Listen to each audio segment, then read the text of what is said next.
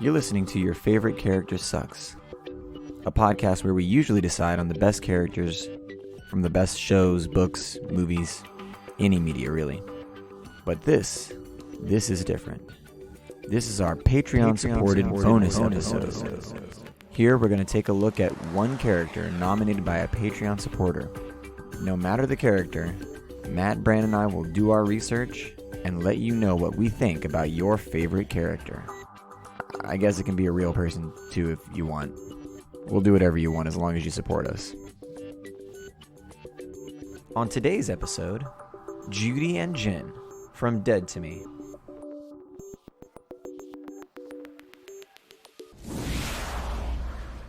So we're here because we've gotten our second Patreon subscriber. You know, much like the first Patreon subscriber, I've known this person for more than a decade. Mm-hmm. More than, in fact, I would say 3 decades, even if you... I've known this person for 3 decades almost exactly. It's you know, some lady named Bridgett Morales. I don't, you know, like a family friend, who's that? Or like, how do you... It sounds like it could be anybody. You know what I'm saying? Yeah, sure. Okay. It's a common name. But Morales, I mean, it's a common last name, so. Yeah, no, sure. Okay. Yeah, so what are we talking about So today? anyway, my mom has decided to support our podcast on Patreon, and which you can also do by going to patreon.com. Damn it, I can never remember if it's a / or a /. It's implied. Just say /. Patreon.com/YFCS and pod. It's a / by the way. Sorry, I wanted to wait till you talked to tell you that was a /. Which you can also do by going to patreon.com /YFCS pod. Oh. And you can donate at any level. If you donate $5, we will do a bonus episode like we're about to do for my mother. She had us watch the series Dead to Me. And just to show how much we'll do for $5 a month, we've all dedicated 5 hours of our lives to Dead to Me. Which I didn't hate, but I'm not the biggest fan. Matt struggled with it. Brandon, what are you thinking?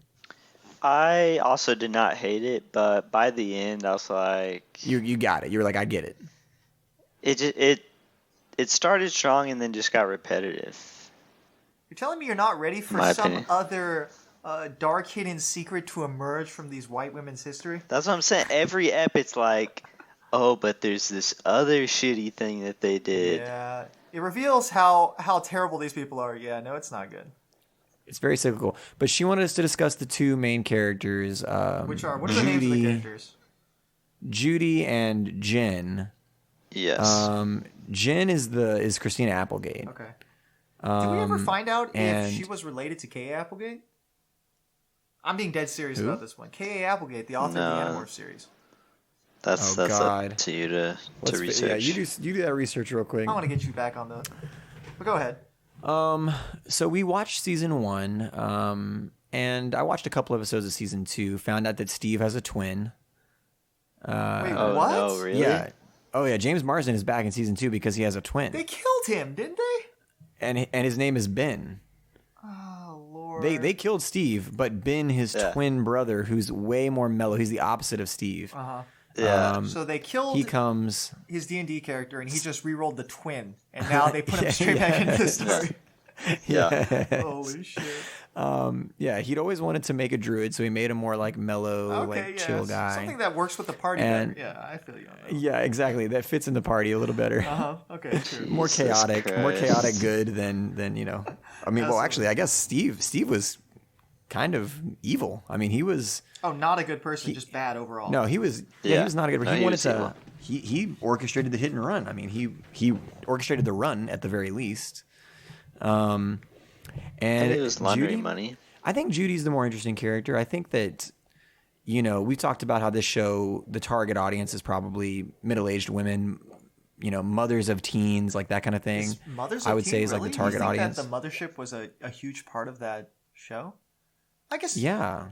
Well, I don't think she's a good mother. Oh, absolutely not. Horrible. But I think that she's not good, but that struggle of her trying, is a big part of the show. If you are a mother of a teen, then I feel like it is more relatable in that sense. And I guess so before we move on, let's touch on that. There is at no point in this season 1 of Dead to Me did I feel like I could pull from a relatable experience from any of these characters.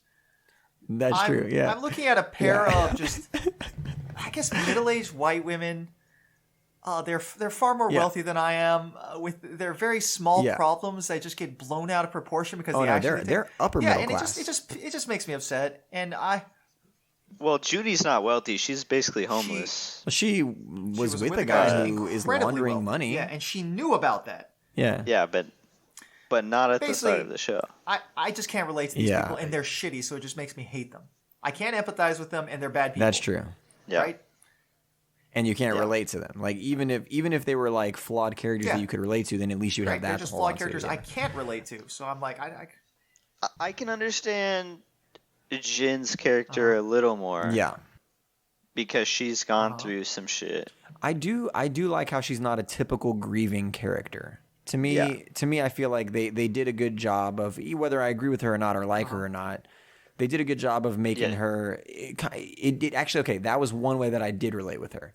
Is that I wasn't as emotionally, it wasn't my. Well, I don't know. We find out later that her relationship with her husband was more complicated. That's what I was gonna say. Like her reaction to finding out that he was cheating on her is understandable. Even though, like, she definitely has issues. She's like very aggressive and angry. Yeah, but it's at least more understandable once you start finding out everything that's going on. And the opening scene of the series sets the pace for you because her character is receiving like a casserole from this woman, and she's like, I can't even imagine what you've been through. And she goes, oh, well, just imagine that your husband got hit by a car and left for dead. No, there's some gems in the series for sure. There's some good moments. But I do love that because, and by the way, this was executive produced by Will Ferrell and, god dang, what's the other guy's name who's involved in like Anchorman and like all that stuff. So Christina Applegate and them have like a relationship. I think she's a producer also. I feel like a Will Ferrell type situation, but I mean.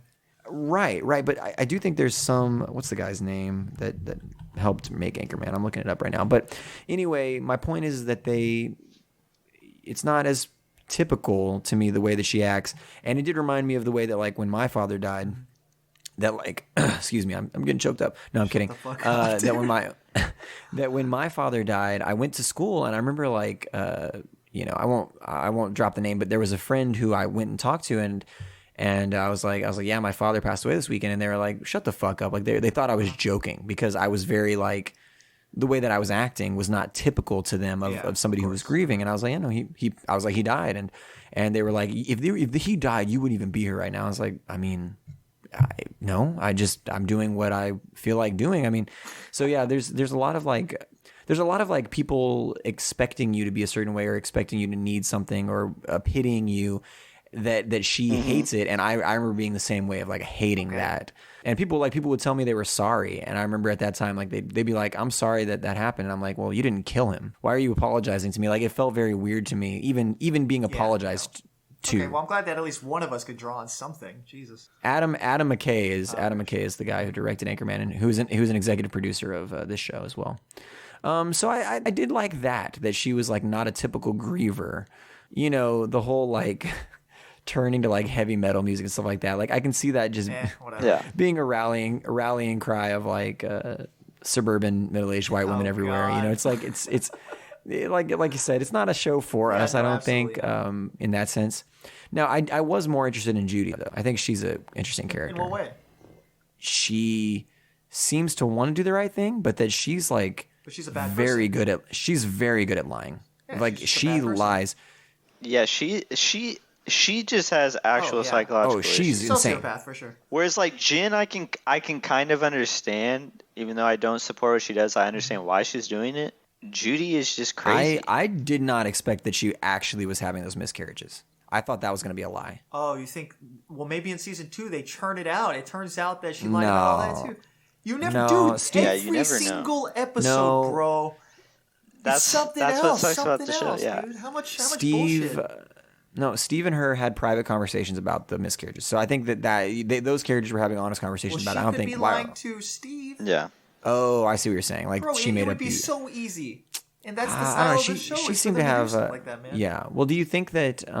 Because we didn't. If I rewatched it, which I'm not going to do, but if I rewatched Why not? it, What's wrong with Do you think that those reveals are a betrayal of who the character was before, or would they feel like, would I be able to see that Judy was like hiding something if I rewatched the first episode? You know what I'm saying?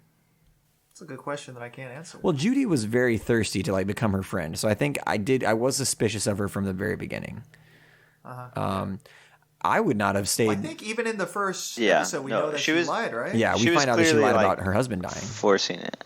Yeah. I feel like the writers just all got in a room, as they do in a writer's room. Oh, God. And they just started just throwing out ideas about, like, how could we, like, pile more shit onto these two characters and make them so far removed from anything that's reasonable or real that they'll be completely unrecognizable and unrelatable to a human. Well, the way that stuff was revealed almost feels like it wasn't all written up front. You think it's they like, went by the seat of their pants? No, I know they didn't, but it feels like they made Ep 1 and then they're like, okay, now what do we reveal to keep, the hype going? Is that their intent? Is just to like, keep that's how it felt to me. Pseudo suspense situation I think that's how I felt watching it. It became tiresome after a while, and I think we all agree on that, right? The reveals that got me were always the teenage son, like finding out that he had a fucking gun in his backpack. Like, I was like, holy shit.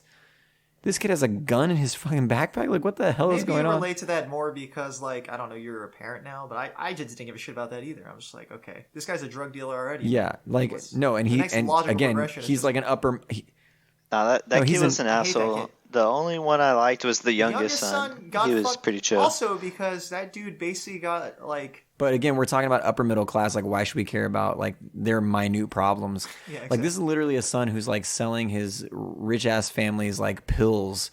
Yeah, exactly. Like, his dead dad's... I mean, obviously, it sucks that your father died and you bear no responsibility. Yeah. I just don't care, man. Like, whatever. I did like the younger son. I thought the younger son was... That's what I'm saying. The younger son is cool. Imagine getting into a situation where you literally are selling pills, but there's no legal repercussions. Remember when he... And then whenever you... No, whenever you coerce, or not coerce, but you get a cop or an off-duty cop to come into your home to scare him straight, he finds a gun on this person, still nothing happens. Yes. He just... The guy says he'll just take care of it. Oh, it feels very especially in our modern atmosphere. It feels very weird. With the way things are, maybe I'm just hyper attuned to that sort of stuff. You get a poor kid of color getting caught with those drugs and a gun or a just gun, sent away. They're done forever. Yeah, that's fine. And maybe it's like I said, maybe it's because I'm very attuned to that right now with the way things are. It is what is it? June 22nd, 2020. Yeah, coronavirus. Things are, and I'm just like, I don't give a fuck about you asshole kid, or anything that you do. Like, I feel bad. Anything you do, you just give a fuck about you or anything that you do. Exactly, like whining about not having a new laptop. Fuck off, you fat piece of shit. Oh my god, that dude's so bad. And then she got him a laptop. When she got him a laptop, I was like, God, this is so fucked. I like rewarding that kid's behavior. Like, no, don't give in to this bitch. She's a bad mom for sure. And I think that is fine. I'm sure, like, I think that's just an aspect of her character, right? Because they revealed that the father did most of the... parenting. Because he was at home all the time. The parenting, he didn't have a job. He was also cheating on her with a woman he met in a video game, which I thought that was insane, but also interesting. And told her that his wife died of cancer. Yeah, that's all that stuff is very suspicious. She got mastectomies to prevent the cancer. Like, it's kind of fucked. That was another, like, reveal thing that I just didn't care at that point. I was just like, oh, okay, another thing, I suppose. But even Judy's, like, an artist who's, like, living off her rich boyfriend. Like, I don't know, man. Or husband. It's just not relatable, man. Exactly. Come on, nerds. You know what it is. Every episode I get on here and beg you to follow us and like our stuff and blah, blah, blah, blah, blah. If you haven't done it by now, then you're just lazy. Twitter and Instagram at YFCSPod. Hit the subscribe button. Like, rate it. If you want to be extra, you can review it. Just a little thing like, hey, this is an awesome podcast. Click, reviewed, done. All right, not going to waste any more of your time. Back to the show. Which character do we think is a better character, meaning, all the things we say about them? Their arc is better, they're more interesting, they're realistic, all that stuff. You know who I think is who I actually like, but they didn't explore any further? Was the police guy. Oh, I like the police guy. It feels weird to say that I like a police character. Yes. Yet again, I do not like uttering that sentence, but that dude was... I feel like they very briefly touched on the fact that he was forced on a forced leave of absence, stuff like that. They could have explored that. Yeah. And like he was using this whole investigative process as like some sort of cathartic release. But then they just gave up on that character. Well, and you know what's... If he wasn't a tool for Judy's character, then it feels like... Like I said, I liked Judy's character. I think the actress plays her well, which is like, she's crazy, but like, there is a small part of her who wants to do the right thing. So she's like trying to do the right thing, but in a fucking crazy way. Like, incapable of doing so. It's crazy how she's like trying to get closer with like not telling her, but then also like how she gets that cop to come and investigate it, even though she's the one who did it. So she's like inviting an investigation into her own crime. That's so bizarre, but I mean, it makes sense for her character. She is crazy, and she like wants to let Jin know that like she's doing something, or like I don't know. It's really weird. She's trying to like balance this. I mean, it's because her character's insane.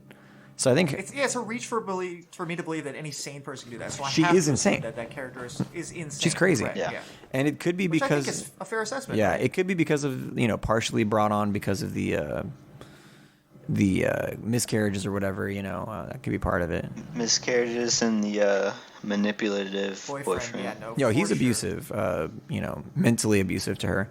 Like the shit where he's like, I want to get back with you, baby. Whenever he's like worried about her like revealing the shit, Oh yeah, no, he's pure scum. No, that guy, I feel like, is he the root of all the surface problems, right? Because he told her. He told her to keep driving. Yeah. She claimed she wanted to stop. She got out of the car. She got out and he was like, get back in the car, Judy. I mean, she still did kill the man. But he was. What's the difference between manslaughter and I guess a hit and run? What would you even classify? Yeah. There's a huge difference in my eyes, and I think both in the eyes of the law and my eyes, between a hit and run and for sure. But she's a piece of shit because even though she knows what is right and she feels like she needs to do what is right, she just chooses not to, which makes it worse. Because if she wanted to truly make up for it, she would have just gone to Jin and admitted it. It's always about half measures. She's like trying to have her cake and eat it too. Like she's trying to like help. Correct. She's like trying to help Jin cope and move on without telling her the truth. And also trying to get away with it. Trying to get away with it. And trying to get away with it. Yeah, she doesn't want to get punished for her actions. And I don't know, maybe that's symptomatic of like being with James Marsden's character, who gets away with all this crime and stuff, and she sees that happening, so she thinks that she also has the right to get away with something that she's done. I don't know. But so Jin shoots James Marsden's character, well, his first character. She shoots Steve, and you find out in the second season that she murdered him in cold blood. Like it wasn't. They kind of make it look like it could have been a self-defense type of thing. But then in the second season, they show you that he turns his back and he's walking. He's walking away. He's trying to leave. Yeah, and you know what? I did actually watch. I did actually watch the first step. Yeah, and then I was like, I'm not watching anymore. Exactly. Because at the very end, I was like, what the fuck? What happened? Why? Why did we? At the very end of the first ep, James Marsden is at the door. And you're like, what the fuck? How is this man's back? And I'm like, okay, his brother Ben. I'm done. I'm like, I don't care how they explain this. It's gonna be fucking stupid. It's his brother Ben, his twin brother. He has if amnesia. It were his twin brother, if it truly were his twin brother, right? Wouldn't he have experienced some sort of a-religious stigmata whenever his brother got shot? Like, I'm just saying, That's a major throwback for us. I think that Ben and Jin like form a relationship. So James Marsden's character and Jin, Christina Applegate, form a relationship in season 2. Like it could, I don't think it's like finalized, but I think there's like a hint of romance, like that they're going to be together kind of thing, which complicates things even more because she killed his brother. I assumed that the two main women at some point were going to get together. I was getting that vibe for like the first half. For the first like half, a lesbian I'm like, thing? That's what I thought, but then nothing ever happened, so I'm like, oh, I guess I was That's what I first thought like Judy's approach was. I thought she was trying to get with her. It really felt like yeah, that's what I thought. I thought that was the angle, and I thought that was going to be sort of it. But it turned out to be nothing like that, so I just sort of gave up on that thread. I mean, it's a very complicated friendship, but also like even before they know, or any of the secrets are revealed, I think Jin is sort of like a domineering personality, and I think Judy kind of does fall into that. Like it's almost like she is her new Steve. Like Jin is very bossy. Jen tells like Judy to like shut up, like later obviously she's like shut the fuck up and like stuff like that, and he's like very pushy. Oh, you think I wouldn't even say that they're friends. They're in like a fucked up codependent relationship. Well, no, Jen is like starving for another adult to talk to who's not just like pitying her or treating her like shit like her mother-in-law does. And I do not like that woman. Oh, the mother-in-law is always a horrible character. Just not. Oh, you know who's faultless in all of this is the friend, the guy who worked with her, the gay white realtor guy. The gay white realtor. That guy is literally trying to do his best for the I like kids that guy a lot, and for himself. And I'm like, man, at first he's a bland guy, but he's the only guy who's not. When he gets first introduced, you think he's going to be like the gay friend who has like quips and stuff, but then he turns into like this guy who's like trying to bring her to religion and stuff like that. I was like, oh wow, this character's more interesting than originally. It's a little bit more nuanced, but I mean, even still, it's just like So who's the better character then? Just a nice dude. Out of Jen and Judy, who do we think is a better character? Not we like, obviously, or who we relate to, but who do we think is better written? I think Applegate's character, I would assume, right? I say Jen. I think Judy is more interesting, but I think Jen has more to offer. Yeah. Whenever you can explain all of your actions by psychosis, it's just not interesting. That's true. No, that's true. I think Jen is more believable, like you were saying. Like we're seeing a different and more real expression of grief that you don't normally see. Yeah.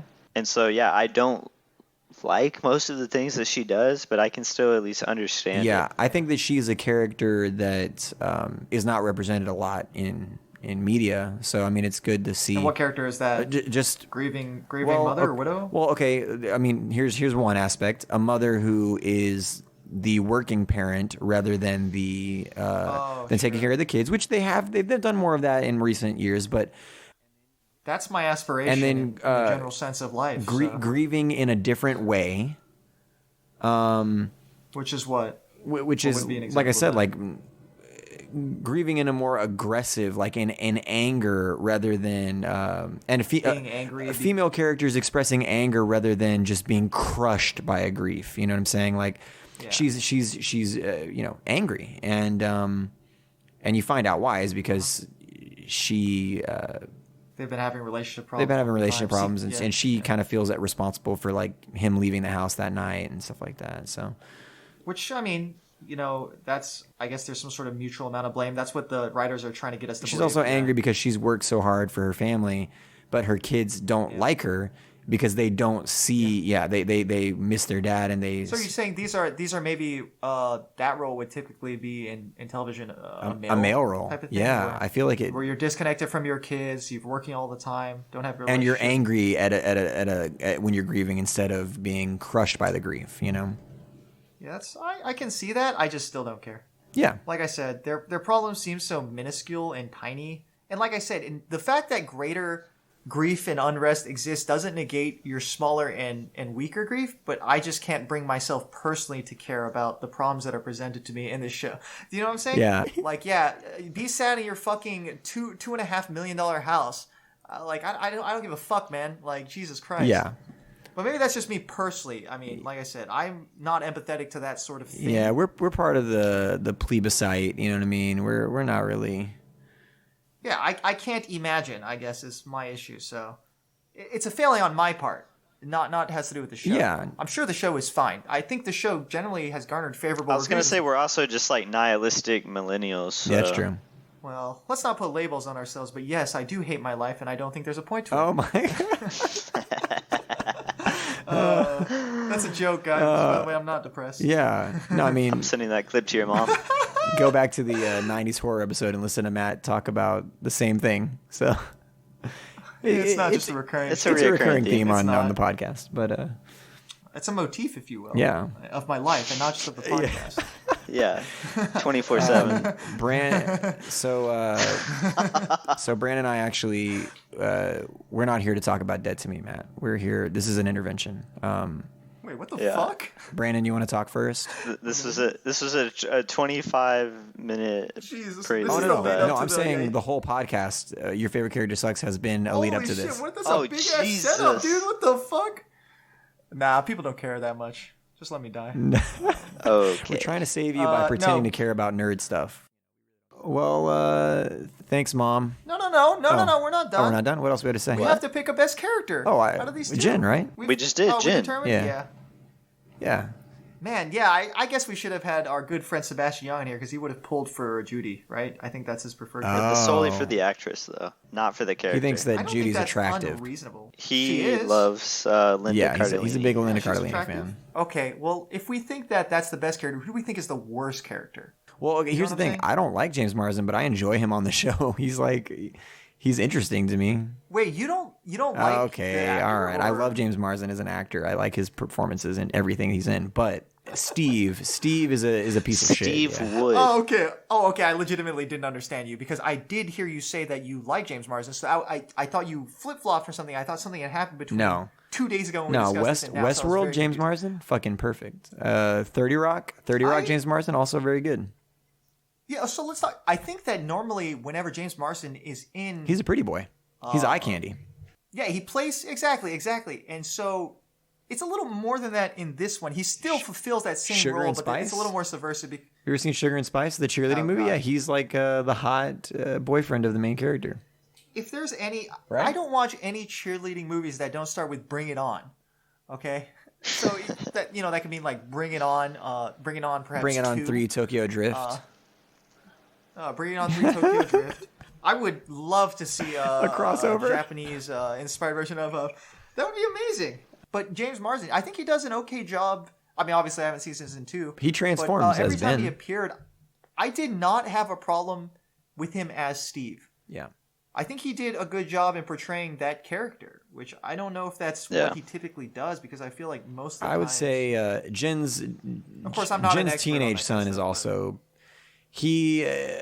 He's a stereotype of a teenage character. I hate that character. What do you like mean? just my dad died. I'm angry. moody, let me sell pills. moody, and turning to crime and shit. It's like yes, and he nothing ever happens because. Oh well, of it, that's that's the upper middle class white guy God. Shit. Yeah. Yeah, in California, just get away with fucking anything, and then still whine immediately the next episode about how your laptop's getting old. Yeah. Like okay, fuck off, dude. Like. Honestly, yeah, that might be my most hated character. I can't stand that character. I hate the kid. Yeah, no, he sucks ass. Mom. The mom's right, also a stereotype. But as a show that is for middle-aged mothers, they would want that character to be the most hated character. You know what I'm saying? So like, it's a character written for the audience. You know what I'm saying? Oh, okay. So maybe you're saying the writers did a good job. Well, they did a good job catering to their target audience. Definitely. Okay, yeah. Well, see, now I want to ask your mom about what she thinks about all this stuff. I mean, she definitely... I assume she definitely had some angsty teenagers, for sure. Oh, would you say maybe even 3 angsty teenagers? Oh, for sure, yeah. I wouldn't know because I was never angsty. I was a obedient son. Thanks, Bridgett Morales. So what you're saying, yeah, your mother's a fucking saint. Thanks, here. Mom. We should have done this for free is what I'm hearing. Yeah, I will confirm that the Campbell teens were a handful. So maybe that teenage character is right on the money. Maybe it's not a bad stereotype. The reason that we hate that character is because we see so much of Jonathan in that character. Oh, okay. Well, I don't know about all that. Like I said, when I was that age, I came home. I did an hour of mathematics, arithmetic drills. I played my instruments for an hour and a half, and I was in bed by 8 o'clock. That's what I fucking was. You did not. You played WoW. You know what though? Because your childhood was so structured, that's why you just went insane in college. Your first year. College. Your first glimpse of freedom, and you just gave up on everything. Horrible. I got my first access to existential dread for reasons that we will not examine here. Just any number of imagine going from being completely sheltered Asian child and just thrust into this world, and it wasn't even the worst. I feel like I could have managed, but things just spiraled. Just upper middle class bullshit. Exactly, that's my point. So you can relate. These are problems. Yeah, I can relate. I'm sorry. I'm pulling my opinion on that one. We're reiterating. Let's redo that this podcast. All right. Well, I guess thanks again. I don't know which thanks, Mom, I'll take and use, but here it is again. Also, Mom. Thanks, yes, Bridgett, correct. for putting up with the teenagers, and also do not don't call your mom Bridgett. Call your mother by her first name. Well, I'm doing that. Well, okay. I guess I don't ever. I never do. But yeah, it was more of me being like a podcast host saying thanks to the patron. How about if Brandon and I do it? Because then it's cool. We all said thanks, Mom, so it's okay. it makes me very deeply uncomfortable because that's not how I was raised. If you like this episode, or if you didn't like this episode, either way, you can become a Patreon subscriber as well. And for $5 a month, we will do whatever character on whatever show you'd like us to analyze and cover. Maybe we'll like them, maybe we won't, but we'll try to make it fun regardless. Thanks for listening. I guarantee you we won't like them. Thanks. Damn Peace. it. We've done it again. We've taken your favorite character and roasted and or praised them. What should we do next? Well, only you can decide by heading over to our Patreon account at patreon.com/YFCSpod, supporting us at $5 a month, and ordering us like the king or queen that you are to do your favorite character. Thank you from all of us at YFCS Pod.